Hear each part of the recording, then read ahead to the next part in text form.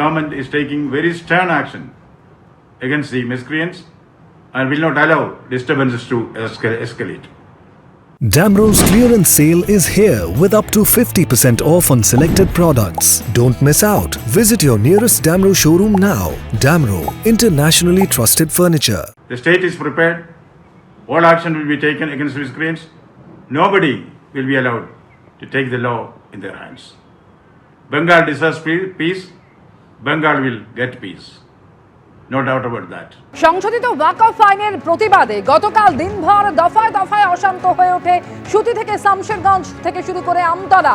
আর গতকালই সেই অশান্তির পর আজ সকালের ছবিটা দেখাবো, যেখানে আজ সকাল থেকে থমথমে পরিস্থিতি সুতি থেকে শামশেরগঞ্জের বিভিন্ন জায়গায়। ওয়াকফ সংশোধনী আইনের প্রতিবাদকে কেন্দ্র করে গতকাল একেবারে রণক্ষেত্র হয়ে উঠেছিল এই এলাকাগুলি, এবং সকাল থেকে একাধিক জায়গায় বিশাল পুলিশ বাহিনী মোতায়েন করা হয়েছে। শামশেরগঞ্জের ধুলিয়ান মোড়ে পুলিশের সঙ্গে মোতায়েন রয়েছে বিএসএফও। এর আগে গতকাল রাতে শামশেরগঞ্জের ডাকবাংলো ট্রাফিক গার্ডে আগুন লাগিয়ে দেওয়া হয়। সেই ছবি একের পর এক আপনাদের সামনে রেখেছি, কিভাবে পুলিশের গাড়ি থেকে শুরু করে একের পর এক সম্পত্তি, সরকারি সম্পত্তি নষ্ট করা হয় এবং ব্যাপক ভাঙচুর করা হয়। রাস্তা জুড়ে ছড়িয়ে ছিটিয়ে রয়েছে পোড়া বাইক এবং গাড়ি। আমরা এই মুহূর্তে রয়েছি সাজুরহাটে। শুক্রবার দুপুরবেলাতে এই সাজুরহাটে বিস্তীর্ণ এলাকা জুড়ে কিন্তু প্রতিবাদী যারা ছিলেন বা আন্দোলনকারীরা যারা ছিলেন তারা কিন্তু একের পর এক গাড়ি ভাঙচুর করে। শুধুমাত্র তাই নয়, ঠিক সাজুরহাট মোড়ে যেটা দেখা যাচ্ছে যে সুতি থানার আন্ডারে যে ট্রাফিক গার্ড রয়েছে অর্থাৎ জঙ্গিপুর পিডি, সেই ট্রাফিক যে কিয়স্ক রয়েছে সেখানেও কিন্তু ব্যাপক ভাঙচুর করা হয়। শুধুমাত্র তাই নয়, সেখানে কিন্তু অগ্নিসংযোগও করা হয়।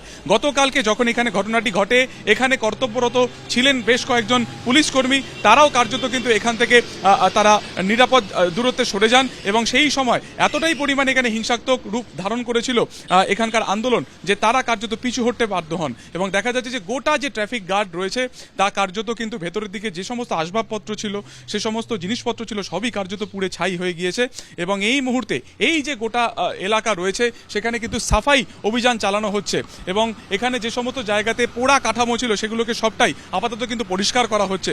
এবং পুলিশ সূত্রে যেটা জানা যাচ্ছে, যেহেতু এখানে বিএনএসএস এর 163 নম্বর ধারা প্রয়োগ করা হয়েছে, তার ফলে কিন্তু আজকে একসাথে বা একই জায়গাতে অনেকে মিলে সমবেত তারা হতে পারবেন না, এবং কিছু দূরে কিন্তু র্যাব মোতায়েন করা হয়েছে, এবং গোটা এলাকা যাতে শান্তি থাকে সেটারই প্রচেষ্টা তারা কিন্তু এই মুহূর্তে করছেন।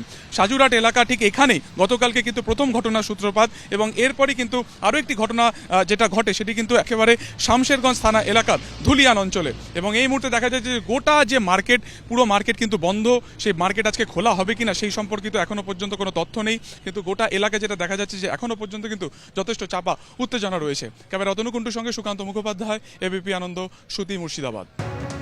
গতকালের হিংসা এবং তারপর থেকে আজ সকাল থেকে দেখা যাচ্ছে বিভিন্ন জায়গায় দোকান বাজার বন্ধ এবং একেবারে থমথমে পরিস্থিতি। সুকান্ত মুখোপাধ্যায় রয়েছেন এই মুহূর্তে টেলিফোন লাইনে। সুকান্ত, জায়গায় জায়গায় পুলিশ মোতায়েন করা হয়েছে, একই সঙ্গে র্যাফও মোতায়েন রয়েছে, এবং তুমি জানাচ্ছিলে যে একের পর এক পোড়া অংশগুলি সরিয়ে নিয়ে যাওয়ার কাজ শুরু হয়েছে আজ সকাল থেকে। সামগ্রিকভাবে পরিস্থিতি জানাও আমাদের। দেখো, নতুন করে কোনো হিংসাত্মক ঘটনার খবর গতকালকের পর থেকে সামনে আসেনি, তবে গোটা এলাকা অর্থাৎ সুতি এবং অন্যদিকে ধুলিয়ান, এই দুটি জায়গাতে গতকাল অর্থাৎ শুক্রবার দুপুরে একাধিক জায়গাতে অগ্নিসংযোগের ঘটনা সামনে এসেছিল, গাড়ি ভাঙচুরের ঘটনা সামনে এসেছিল, এবং গুলিবিদ্ধ হয়েছে একজন কিশোর, এমন খবরও কিন্তু সামনে এসেছে। কিন্তু তারপর থেকে এখনো পর্যন্ত এলাকায় চাপা উত্তেজনা রয়েছে। দোকানপাট, বাজার সমস্ত কিছু কিন্তু বন্ধ অবস্থাতে রয়েছে, এবং শামশেরগঞ্জে যে ধুলিয়ান মোড়, সেখানে বিএসএফ কে পোস্ট করা হয়েছে, এবং তারা বিভিন্ন এলাকাতে মাঝে মধ্যে রুট মার্চ করছেন যাতে নতুন করে কোনো অশান্তি, নতুন করে যাতে কোনো রকম ল অ্যান্ড অর্ডার সিচুয়েশনের অবনতি না হয়, সেটাই কিন্তু তাদের এই মুহূর্তে প্রাথমিক লক্ষ্য। অন্যদিকে জঙ্গিপুর ব্রিজ ডিস্ট্রিক্ট যেখানে রয়েছে, সেখানে উচ্চপদস্থ যারা জেলার পুলিশ আধিকারিক রয়েছেন তারা সেখানে মিটিং করছেন। তারা কালকে যে বিভিন্ন সোর্স থেকে তাদের কাছে যে ভিডিও এসেছে, যেখানে বিক্ষোভকারীদের মধ্যে একাংশকে দেখা গেছে যে তারা অগ্নিসংযোগ করছেন, ভাঙচুর করছেন, তারা একেবারে নানান ধরনের অশান্তি তৈরির চেষ্টা করছেন, তাদের তাদেরকে আইডেন্টিফিকেশনের চেষ্টা করা হচ্ছে এবং তারপরে এক এক করে কিন্তু ধরপাকড় বা তাদেরকে গ্রেফতার করা হবে।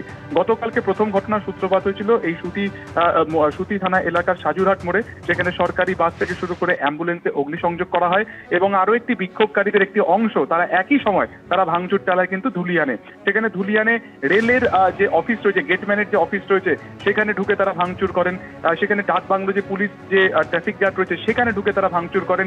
সিসিটিভি উপড়ে নেওয়া হয় যাতে কোনোভাবে কাউকে শনাক্তকরণ না করা যেতে পারে। ফলত সার্বিকভাবে এই গোটা ঘটনার নেপথ্যে কারা রয়েছে, কারো উস্কানি রয়েছে কিনা গোটা বিষয়টি খতিয়ে দেখা হচ্ছে। গতকালকে ওয়াকফ সংশোধনী আইনের বিরোধিতাতে এই বিস্তীর্ণ এলাকাতে যানজট তৈরি হয়েছিল, রাস্তা ব্লকেট ছিল এবং তারই মাঝখানেই কিন্তু বিক্ষোভকারীদের একাংশ তারা এই ভাঙচুরের ঘটনাতে তারা যুক্ত হয়ে পড়েন। তাদেরকে যেটা তোমাকে বললাম যে শনাক্তকরণের চেষ্টা চলছে এবং তাদেরকে একে একে গ্রেফতার করা হবে বলে এখনো কিন্তু পুলিশ সূত্রে খবর। তবে এখনো পর্যন্ত কোন কোন সেকশনের ধারা যুক্ত করা হয়েছে, কাদেরকে আটক করা হয়েছে সেই সম্পর্কিত অফিসিয়ালি কোনো বয়ান, সরকারিভাবে কোনো বয়ান কিন্তু পুলিশের তরফ থেকে সামনে আসেনি। তবে বিএনএসএস এর 163 নম্বর ধারা প্রয়োগ করা হয়েছে, যার জেরে এক জায়গাতে কেউ সমবেত হতে পারবে না এবং গোটা যে জায়গা অর্থাৎ বাজার চত্বর, এবারে সাজুরহাট কিংবা অন্যদিকে তোমার যে ধুলিয়ান চত্বর, সেইখানে যে পরিমাণ যে মার্কেট থাকে সেইগুলো কিন্তু একেবারে বন্ধ এবং সেখানে বিএসএফ এর করা নজরদারি রয়েছে। কাউকে এক জায়গাতে জড়ো হতে দেখলে তারা তাদেরকে সরিয়ে দিচ্ছেন। ফলত সব মিলিয়ে চাপা উত্তেজনা রয়েছে এই সুতি এলাকা এবং অন্যদিকে তোমার ধুলিয়ান এলাকা। একেবারে যেভাবে গতকাল একের পর এক এলাকা উত্তপ্ত হয়ে ওঠে, সাজুর মোড় যেখানে গুলিবিদ্ধ হয় এক কিশোর, শামশেরগঞ্জ এবং সুতিতে বিএনএস এর 163 ধারা জারি করা হয়েছে এবং সর্বশেষ যে খবর পাওয়া যাচ্ছে সুতি এবং শামশেরগঞ্জে অশান্তির ঘটনায় 118 জনকে এখনো পর্যন্ত গ্রেফতার করা হয়েছে। রাজীব চৌধুরী রয়েছেন এই মুহূর্তে টেলিফোন লাইনে। রাজীব, এখনো পর্যন্ত 118 জনকে গ্রেফতার করা হলো সুতি এবং শামশেরগঞ্জের ঘটনায়। একেবারে এই মুহূর্তে পর্যন্ত 118 জনের গ্রেফতারের খবর রয়েছে এবং সেই গ্রেফতারের যে প্রক্রিয়া এখনো কিন্তু অব্যাহত রয়েছে। আমরা পুলিশ সূত্রে যেটা জানতে পারছি, সুতিতে 71 জনকে গ্রেফতার করা হয়েছে এবং শামশেরগঞ্জ থানার এলাকাতে 47 জনকে গ্রেফতার করা হয়েছে এবং এই ঘটনার জেরে কিন্তু নতুন করে আবার উত্তেজনা সৃষ্টি হয়েছে। আমরা যেটা স্থানীয় সূত্রে জানতে পারছি যে ধুলিয়ান শহরের মধ্যে নতুন করে একটা উত্তেজনা সৃষ্টি হয়েছে এবং স্থানীয় বিএসএফ এর আধিকারিক তারা বিভিন্ন জনকে খোঁজ খবর নিচ্ছেন, তারা কিন্তু টহল শুরু করেছেন এবং পুলিশি টহল রয়েছে এবং গতকালকের ঘটনার পর আজ নতুন করে যাতে আর নতুন অশান্তি না ছড়াতে পারে ওই জন্য পুলিশের পক্ষ থেকে বিভিন্ন জায়গায় পেট্রোলিং করা হচ্ছে। বিশেষত বিভিন্ন গঞ্জ গ্রামের ভেতরে যে সমস্ত গঞ্জ রয়েছে, গঞ্জ এলাকাতে পুলিশ নজর রাখছে যাতে নতুন করে বিক্ষোভকারীরা আর মানে সমাবেত না হন এবং নতুন করে অশান্তি না ছড়ান, তার চেষ্টা হচ্ছে। এবং 34 নম্বর এই যে 12 নম্বর যে জাতীয় সড়ক রয়েছে, সেই জাতীয় সড়কে নতুন করে যাতে কোনো জায়গায় আবার অবরোধকারীরা না পৌঁছতে পারেন সেটাও কিন্তু পুলিশ চেষ্টা করছে। বিভিন্ন জায়গায় নাকাও করা হচ্ছে পুলিশের পক্ষ থেকে। ধন্যবাদ রাজীব তোমাকে।